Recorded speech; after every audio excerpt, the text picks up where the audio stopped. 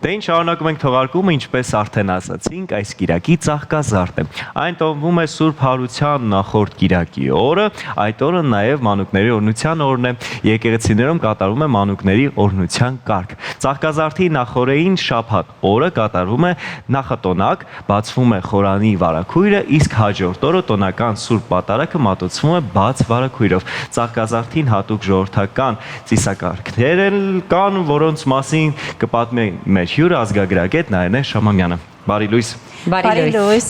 սիրելիներս։ Ծաղկազարդ, շատ գեղեցիկ տոն, որին սպասում են բոլորը։ Պատմեք մի փոքր այս տոնի այն կարևոր կետերի մասին, որոնք մինչև այսօր անգամ բացահայտված չեն։ Իհարկե, ուրեմն տեսեք, նախքան Ծաղկազարդին անդրադառնալը, ես պետք է նշեմ, որ մեծ պահքի 6-րդ շաբաթն է ընկնում Ծաղկազարդ տոնը, եւ այստեղ կուզեի մի փոքր անդրադարձ կատարեի նախքան անդրադառնալը Ծաղկազարդ տոնին, մեծ պասի ծիսաշղթան, որը բավականին երկար է, իհարկե 49 օր, պետք է նշեմ, որ առաջի օրը կատարում էր շատ հետաքրքիր պար, մախոխապրի պարը, քանի որ այն ծիսական ուտեստն էր համարվում։ Սա իհարկե բնութագրական է միայն կառնոհայերի մշակույթին, ուրեմն պարը կատարվում էր միայն տղամարդկանց կողմից, 7 պտույտ կատարելով այնուհետև մի խումբը հեռանում էր եւ մասնակցում էին մյուս խումբը։ Այստեղ պետք է նշեմ, որ պարի մասնակիցները հիմնականում հասուն տղամարդիկ են, երիտասարդներին արգելվում էր պարի մասնակցելը, իսկ կանայք պետք է առհասարակ չմոտենային, որովհետեւ ասում են սուրբ օր է, կանայք իրավունք չունեն մասնակցելու։ Իսկ այս պարից հետո հաջորդել է եկեք ծեծենք սոխն ու սխտոր պարը, որը չափազանց հետաքրքիր է, մարմնի տարբեր մասերով, ոտքով, գլխով, ձեռքով ծեծել են, այսպեսով ավարտել են։ Իհարկե ես պետք է նաև նշեմ ամբողջ մեծ պահքի ընթացքում երաժշտական գործիքները փակվել են եւ դրվել են պահոցներում, որովհետեւ չէր կարելի երաժշտություն հնչեցնել։ Այդ իսկ պատճառով երգով է ուղեկցվել։ Սա փոքրիկ, անդրադարձ մեծ պահքին վերաբերող ծիսական պարերին,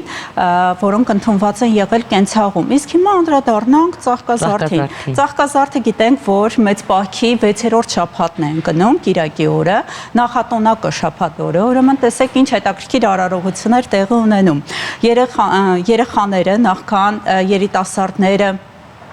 կբերեին ուռենու ճյուղերը, իսկ ինչու ուռենու, որովհետև առաջին ծաղկող ծառն է լինում, քաղում էին, բերում էին եւ նրանց ընթառաջ են գալի փոքր երեխաները ձեռքներին ունենալով կարկաչա եւ ճեռեր։ Ուրեմն տեսեք, ըստ հավատալիքի ասում են, որ դա չարխափան, չարքերին հեռացնող, վանող բնույթ էր կրում այդ գործիքները, բայց նաեւ ընդունված է տեսակետ, որ ասում են դրանով գարնան զարթոնքն են նաեւ ավետում։ Կարկաչայի նվիրված նաեւ երգեր կան, կարկաչա, կարինկաչա, մի խոսքով որին անդրադարձ կկատարեմ։ Այսպես ուրեմն, երբ որ արդեն լուսանում էր, պատարագը տեղի էր ունենում եւ պատարագի ընթացքում բոլորին բաժանում էին արդեն քահանայի կողմից օրհնված ուռենու ճյուղերը։ Բայց տեսեք, ամենամեծ նշանադրության արարողությունները տեղի են ունենում հենց Ծաղկազարդի օրը։ Արդեն նախորոք համաձայնեցրած ծնողները բերում էին իրենց հետ մատանին, մեծ մոմ եւ կանաչ կարմիր թելերով փաթաթած, զարդարած, նվիրում էին հարսնացու աղջկան հենց եկեղեցում եւ աղջիկը համարվում էր այդ օրը նշանված։ Սա այսպես, իսկ հետո արդեն սկսում էր բուն արարողությունների շղթան, որը արդեն համայնքներում, գյուղերում կատարում էին, իրականացնում էին փոքրիկ երեխաները։ Նշեցի կարկաչա երգը, ուրեմն երեխաները փոքրիկ դույլերը ձեռքներին շրջում էին գյուղով եւ երգում էին կարկաչա, կարինկաչա, սև եզանթել, սամոթել, մի խոսքով այս երգերը եւ հավաքում էին ամեն ընտանիքից դույլով, հատիկ։ Ուրեմն այսօրվա տոնական կերակուրը համարվում էր հատիկը, որը 7 տեսակ հատիկ եղենից պատրաստած էին լինում տան կանայք։ Երեխաներին ամեն մի դույլի մեջ լցնելով նաեւ տալիս էին սպիտակ ձու։ Իհարկե այդ ձուն պետք էր գալու զատիկի օրը, որովհետեւ ձվախաղերի մեծ շղթան սկսելու էր։ Ներողություն, սա պասուստոլման, չէ։ Ոչ, հատիկը ուրեմն տեսեք, դա սիսերը, ոսպը, գարին, մյուս տեսակները խաշում էին եւ այդպես պահում էին։ Ուղղակի։ Պարզապես, հենց այնպես։ Եվ երեխաները անգամ ավելացնում էին քաղցրավենիք, քաղցր կտրատած շաքարի կտորներ։ Դառնում ինչ որ քաղցր էսպես հետաքրքիր ինչ որ հատիկ, այո։ Չէ, հասկացան կանայք ինչ են անում, իսկ տղամարդիկ բացի պարելուց, չէ, մի վարքյան, բացի պարելուց, տղամարդիկ ինչ են անում։ Երգում են, կարող ես այդ երգը երգել, Սամվել։ Ես կգտնվեմ անկեղծն էլ եւ կասեմ, որ ես այդ երգը չգիտեմ։ Չնայած օրինակ մենք դպրոցում պարել ենք։ Ես խորհուրդ կտամ ուրեմն ազգագրական երգի անսամբլների, երկացանկում, որտեղ իրենք հիանալի են կատարում։ Մենք կսովորենք ձեզ այստեղ հյուրընկալելուց երգենք։ Անսամբլն է հիանալի ներկայացնում, մասում կանսամբլը։ Մի խոսքով մենք ունենք, որ այդ տոնացիսական գեղեցիկ երգերը շատ հիանալի ներկայացում են, բայց ես ձայնային տվյալներ չունեմ այդպես։ Ունենք, բայց երգը չգիտենք։ Մյուս անգամ ապա մենք կսովորենք։ Լավ, հարցը շատ լավն էր։ Ինչ են անում տղամարդիկ։ Տղամարդիկ տեսեք, այդ օրը ես նշեցի, չէ, պար չի կատարվում։ Ծաղկազարդին այլևս պար չկա։ Ես նշեցի, որ պարը կատարվում է միայն մեծ պահքի առաջին օրը, դա մախոխապրի պարն է եւ եկեք ծեծենք սոխն ու սխտոր։ Իսկ ամենավերջի օրը բնականաբար զատիկն է, իսկ զատիկի օրը բացվում են երաժշտական գործիքների տուփերը եւ համայնական գեղեցիկ շուրջ պարերը սկսում են եւ կրկին կյանք են վերադառնում, այդ գեղեցիկ մեր պարերը։ Որտեղ ես կանգնեցի, երեխաները շրջում էին, շրջերթի ընթացքում բնականաբար նրանք բարեմաղթանքներ էին տալիս ընտանիքի անդամներին եւ պետք է նշեմ, յուրաքանչյուր ընտանիքին տալիս էին պսակները գործված ուռենու ճյուղերից, բնականաբար ուռենու ճյուղերին պետք է նշեմ, որ վերագրվում էին հետաքրքիր մոգական հատկություններ, ամբողջ տարվա ընթացքում չար աչքից, չար էներգիայից հեռու էր պահում, քանի որ այդ օղակները կախում էին տանպատին, անգամ կախում էին մառաններում, անգամ հավատում էին որոշ տեղերում գյուղական միջավայրում, որ հավերին միջով անցկացնելուց, կլոր օղակի, հավերը շատ զուկած են, ինչպես նաև ուռենու ճյուղերով, կենդանիներին էին ընտանի թեթև խփում էին, որպեսզի չար աչքից հեռու լիներ, անգամ այդ ուռենու ճյուղերը կապում էին խնոցու պարանից, ուռենու ճյուղերը գցում էին կարասները պտղաբերության, բարօրության նպատակով։ Այդ նշեցիք մի քանի ավանդույթ, ինչքանով են այդ ավանդույթները այսօր պահպանվել։ Ես օրինակ անձամբ չեմ նկատել, որ Երևանում կոնկրետ այդպիսի ավանդույթներ իրականացվում, արդյոք գյուղերում դեռ պահպանվում են այդ ավանդույթները եւ իրականացվում են։ Շնորհակալություն հարցի համար, գյուղերում տեսեք, որ պահպանվում են ավանդույթները, եթե քաղաքային միջավայրում ընդամենը բավարարվում են ծաղկեպսակները, կախելով այդ օղակները տանպատից, որոնք հետո հաջորդ տարվա տրնդեզին կգցեն կրակի մեջ, կամ առհասարակ հենց ծաղկազարդի օրը կգցեն կրակի մեջ, գյուղերում պահպանվել է, որքանով որ զարմանալի այդ հատկությունը, այո, իհարկե, ուռենու ճյուղերը պահում են եւ անգամ ավանդույթ կա, եթե փոթորիկ է լինում կամ ուժեղ քամի է լինում, հավատում են, որ ուռենու ճյուղերը գցեն թոնիրը, ուրեմն քամին փոթորիկը կհանդարտվի, ինչպես նաև պետք է նշեմ վանեցիների մոտ հետաքրքիր ավանդույթ է եղել, ասում են, եթե ուռենու ճյուղը բերես, օրհնված իհարկե, եւ տնկես քո տան ուրեմն հետագայում այն ծառ հետո կտրես, կարող է հրաշքներ գործել ուռենու ճյուղը։ Ինչու է այս տոնը նաև երեխաների ներողություն օրհնության օր համարվում։ Շատ հետաքրքիր էր հարցը, որովհետև ես նշեցի կարկաչայով շրջում էին ամբողջ գյուղով եւ երեխաները իհարկե եւ բոլորին նվիրում էին այդ օրհնված ծաղկեպսակները եւ դրա փոխարեն հատիկ պարգևում էին երեխաներին, այսինքն տեսեք, որպես սերնդի շարունակություն, որպես համայնքի բարգավաճման, զարգացման, կենսապահովման նպատակով իհարկե այդ օրը նաև կապվում է երեխաների հետ, օրհնության կարգը իհարկե տեղի էր ունենում։ Շատերը հիմնականում կենտրոնանում են ավանդույթների իմաստների վրա, այդ արարողությունների վրա, բայց եթե խոսենք հոգևոր իմաստից, այդ տոնի, ո՞րն է այդ խորքային իր հոգևոր իմաստը։ Հոգևոր իմաստը շատ հետաքրքիր է, տեսեք, կապված է գարնան, զարթոնքի, ինչպես նաև բարօրության հետ հիմնականում։ Ինչպես նաև մենք գիտենք, որ ծաղկազարդից հետո աստիճանաբար, քանի որ գարնանային գիշերահավասարից հետո է արդեն գալիս ծաղկազարդ տոնը, սկսում են օրերը աստիճանաբար տաքանալ եւ աստիճանաբար սկսում են կանաչը դուրս է գալիս, այսինքն կյանքը սկսում է վերադառնալ, ակտիվանալ, հիմնականում կապված է գարնանամուտի հետ տոնը։ Մեզ մոտ այստեղ շատ ավելի տարածված է, երբ տեսնում ենք, որ մարդիկ պարտադիր այդ օրը գնում են եկեղեցի, վերցնում են իրենց ուռենին, կարծես թե ուռենու հետ նաև օրհնություն են բերում իրենց տուն, եւ արդյոք կա տանը այդ ուռենին ճիշտ խնամելու կամ ճիշտ պահելու ինչ որ սովորություն, որը որ պարտադիր է անել, այլ ոչ թե ուղակի դա դարձան սովորություն, ուղակի բերել եւ տանը դնել։ Այն պետք է հատուկ խնամվել, որպեսզի օրհնությունը ավելի լցվի տանը։ Կամ օրինակ ճիշտ տեղը կախելու։ Այո, հետաքրքիր էր հարցը, շնորհակալություն հարցի համար։ Նախ առաջինը ուռենու այդ կլոր պսակը կախում են այնպիսի տեղ, որպեսզի յուրաքանչյուր տուն մտնողը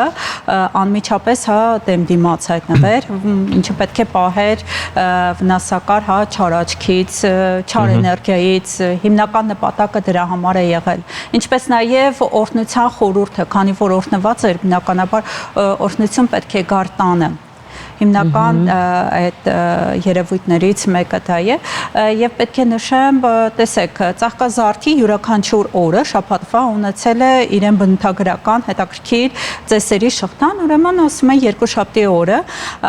բոլորը պետք է պարտադիր ցորենը տանեին ջրաղաց եւ ալյուր դարձնեն։ Իսկ երեքշաբթի օրը այսպիսի հետաքրքիր արարողություն կա, հիմար իմաստունի օր։ Երեքշաբթի օրը շտապում էին տղամարդիկ եկեղեցի եւ եկեղեցում վիճակահանություն է տեղի ունենում։ Հիմար եւ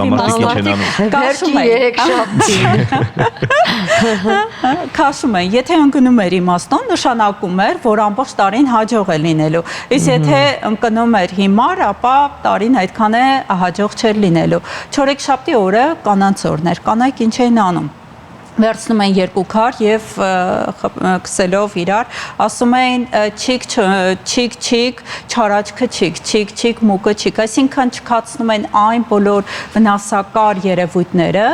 ամբողջ տարվա կտրվածքով եւ ապահովում են իրենց բարեկեցությունը։ Հինգշաբթի օրը գիտենք իհարկե ավակ հինգշաբթին է, ոտնլվայի արարողությունը եւ եկեղեցում պետք է օրհնվեր կարակները, որոնք պետք է իհարկե արդեն օգտագործեին, ծիսական կերակուրի մեջ, իսկ ուրբաթ օրը գիտենք, որ հուդի ուրբաթն է։ Այդ օրը շատ հետաքրքիր արարողություն է եղել, ծես են իրականացրել դարբինները, ուրեմն պատրաստում են ուրբաթ հարուրներ։ Դրանք կլոր օղակներ էին, որոնք Զատիկի օրը պետք է վաճառեին իհարկե եկեղեցու մոտ։ Կանայք դա գնելով եւ կարելով երեխաների շապիկների վրա կամ հագուստի վրա ամրացնելով հավատում են, որ հեռու կմնան չարքերից։ Այսպիսի հետաքրքիր ավանդույթներ եւ ծեսեր կան։ Ծաղկազարդին հաջորդում է մեծ պահքին, ավելի ճիշտ հաջորդում է համբարձման տոնը։ Այ եկեք խոսենք նաև այս մասին, քանի որ մենք գիտենք, որ այս տոնը հարուստ է բավականին շատ ծիսական արարողություններով, խոսենք նաև այս մասին։ Ես պետք է մի փոքր շարունակեմ նաև անդրադառնալով Զատիկին, որովհետև շաբաթ օրը բնականաբար ժամը 5-ից հետո օրը փոխվում է եւ տեղեր ունենում արդեն պահքը լուծվում էր, ժամերգությունից հետո բոլորը ճրակներով վերադառնում էին տուն, իսկ Զատիկը շատ հետաքրքիր դա արարողությունների մեջ շղթա ուներ։ Ինչ էր տեղի ունենում։ Զատիկին բնորոշ է ախառը։ Ախառը դա համայնքային մատաղն էր։ Նախորոք ամբողջ համայնքից հավաքվում էր գումարը, որով պետք է գնվեին այն կենդանիները, որոնք պետք է այդ օրը զոհաբերվեին։ Եվ նշում են, ով որ ախառի մատաղից չի ճաշակել, ամբողջ տարվա ընթացքում իրավունք չունի մսի համը տեսնելու։ Սա ընդունված է եղել, իհարկե այդ օրը արդեն համայնական շուրջ պարերը սկսում են, զատկական խաղերը, պարերքերը, մինչև ուշ երեկո շարունակվում են։ Իսկ Զատիկից հետո 40 օր հետո բնականաբար արդեն գալիս էր համբարձման տոնը։ Իսկ համբարձման տոնը բավականին հետաքրքիր է իր նախատոնակով, բունտոնով, շատ հետաքրքիր իրար հաջորդող ծեսեր կային։ Խոսենք նաև այդ կարևոր շատերը կապում են Զատիկ այդ ձուն ներկելու կամ այդ ձվի արողության հետ։ Խոսենք մի փոքր այս մասին։ Սա արդյոք այս ծիսակատարության մեջ իր դերն ունի։ Տեսեք, ուրեմն ես մոռացա նշել, որ 5-շաբթի օրը, ավագ 5-շաբթի պարտադիր ընտանիքի անդամների քանակով պետք է ձուն ներկվեր։ Իսկ մեծ քանակությամբ արդեն շաբաթ օրն էին ներկում, բնականաբար, երբ որ մեծ այսինքն բարեկենդանի օրը, երբ որ ասում էին վերաններս փակենք սպիտակ ձվով, որպեսզի արժանանանք կարմիր ձվին։ Այս արտահայտությունը, այս բանաձևային մտածողությունը միշտ նստած է եղել հա ժողովրդի, հա մշակույթում։